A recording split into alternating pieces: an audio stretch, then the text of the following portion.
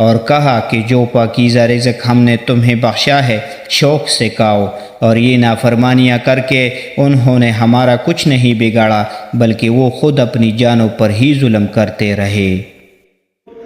وَإِذْ قُلْنَا ادْخُلُوا هَٰذِهِ الْقَرْيَةَ فَكُلُوا مِنْهَا حَيْثُ شِئْتُمْ رَغَدًا وَادْخُلُوا الْبَابَ سُجَّدًا وَقُولُوا حِطَّةٌ نَّغْفِرْ لَكُمْ خَطَايَاكُمْ وَسَنَزِيدُ الْمُحْسِنِينَ।